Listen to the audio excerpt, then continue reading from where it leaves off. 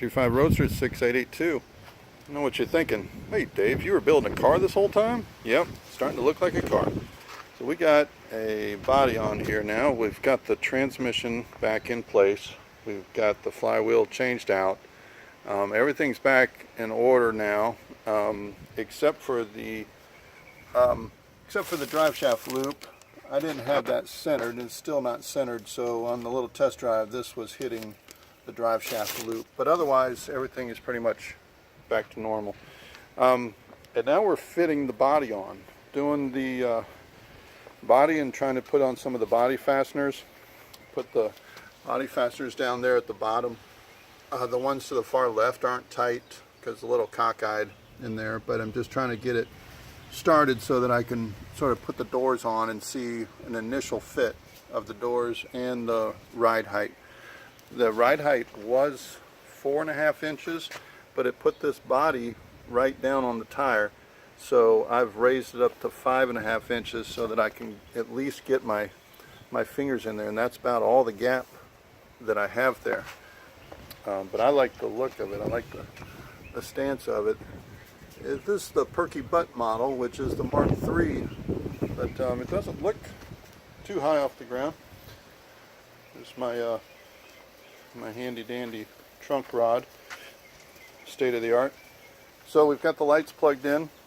We're going to sort of do some initial fitting. I think I'm going to go ahead and drill the hole for the gas cap, try to get that in there, and the thought is just try to get a lot of this stuff that needs to be done so that when the power tour comes up in 2 months now, we'll be somewhat ready. This is a little concern here. I don't know if that's gonna, I got some insulation there. Hopefully that won't interfere with the windshield. Not really sure.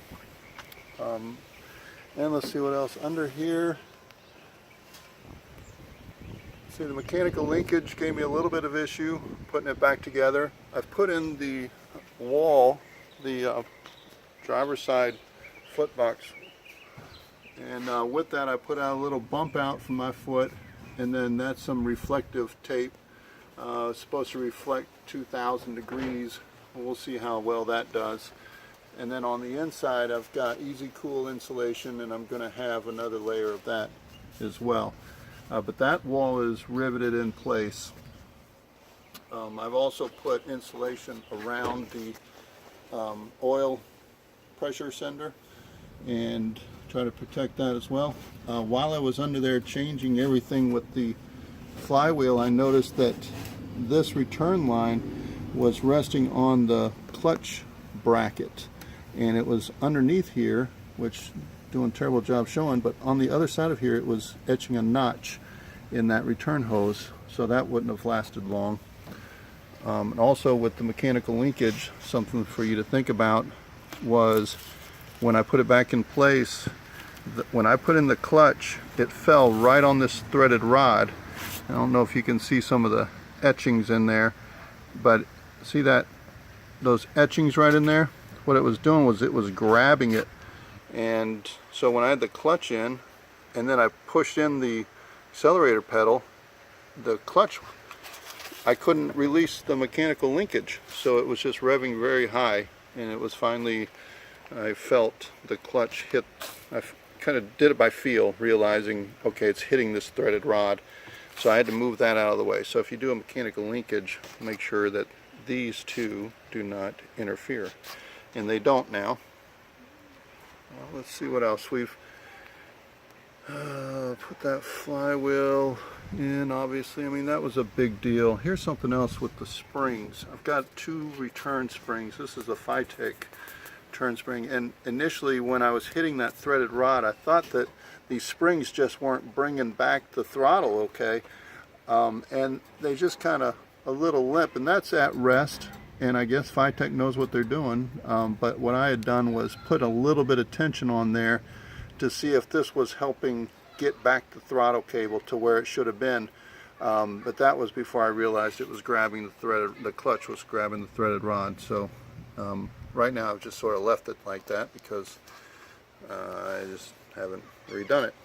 What else? We've bled the brakes. Brakes are a little better now. Lights are hooked up right now.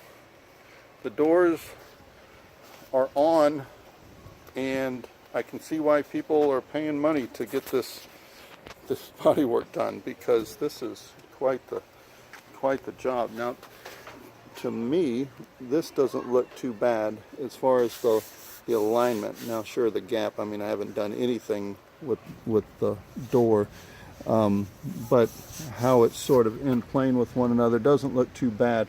Over here on the other side, this portion is a lot lower than this portion, but that's okay. And it's oversized still, is hanging outside the gap. But that's all right, because what I'm really trying to do is just get it ready for the power tour. I need to seal it with epoxy sealer and get it ready for the power tour.